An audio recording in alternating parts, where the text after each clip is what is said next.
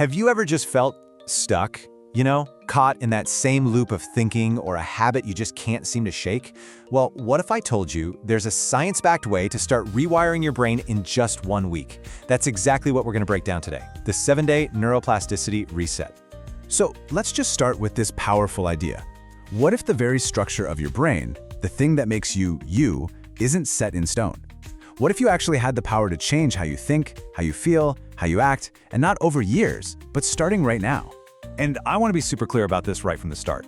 This isn't some feel-good motivational speech. This isn't about wishful thinking. Nope. This is all grounded in the hard science of how your brain actually works and remodels itself every single day.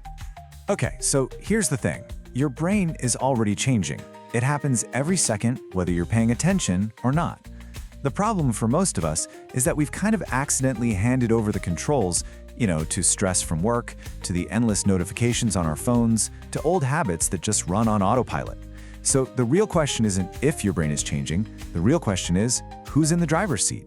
To understand how we can grab those controls back, we've got to dive into the incredible science that makes all of this possible. The core concept here is a big word, neuroplasticity. But all it really means is that your brain has this amazing ability to adapt and change. Think of your brain like a dense forest. Every time you have a thought or do an action, it's like you're walking down a path. The more you walk that path, the wider and clearer it gets. And at the same time, those old, overgrown trails you stop using, they just start to fade away. It's that simple. And that brings us to the single most important rule in this whole game, the core principle. Whatever you consistently point your attention to, you amplify. The brain circuits for that thing, whether it's learning guitar or worrying about a deadline, they get stronger. What you focus on literally grows. What's so freeing about this is that it takes all the pressure off. This isn't about needing to become a totally different person. It's not some huge, scary overhaul of your identity. It's way simpler. It's just about building new patterns. So how do we actually do that? Let's get practical. Let's break down the actionable 7-day framework that puts all this science into practice. All right, for the first 2 days, your only job is to be a detective of your own mind. When you catch yourself in one of those negative thought loops, and you know the ones I'm talking about, don't fight it. Don't try to fix it. Just notice it. Why? Because you can't change a pattern you don't even know is there. This is just about gathering intel. No judgment. Now on days 3 and 4, it's time to start curating your mental diet. Think about it.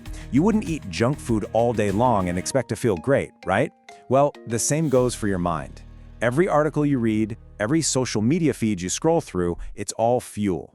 So we're going to consciously cut back on the junk input and start feeding our brains content that actually helps us, that inspires us. Okay, moving on to days 5 and 6. This is where we start building the new pathways, and we're going to use a really cool technique called action anchors. This is the secret to making new habits stick almost without trying. The whole idea is to piggyback a small new action onto a solid routine you already do without thinking. And this is the perfect example. You probably already have a morning coffee, right? That's automatic. That's your anchor. The new habit is just spending 2 minutes journaling right after you finish. By linking the new thing to the old thing, you're borrowing all that automatic momentum. It just makes it so much easier to get started. And finally, on day 7, we close the loop with reflection. Now this step is so important for making the new wiring stick. All you have to do is ask yourself a couple of simple questions. What felt different this week? Was there any moment that felt a little lighter or a little clearer? When you consciously notice those positive shifts, you're telling your brain, hey, this is good, let's do more of this. And that's really the beauty of this whole thing. Each of these steps on its own seems tiny, right? Almost insignificant. But when you do them consistently, these small changes create this massive compound effect over time. You're basically upgrading your brain's default settings. So that's the plan. But let's take just one last look at the deeper reason why this whole reset is so effective. It's a really fair question, isn't it?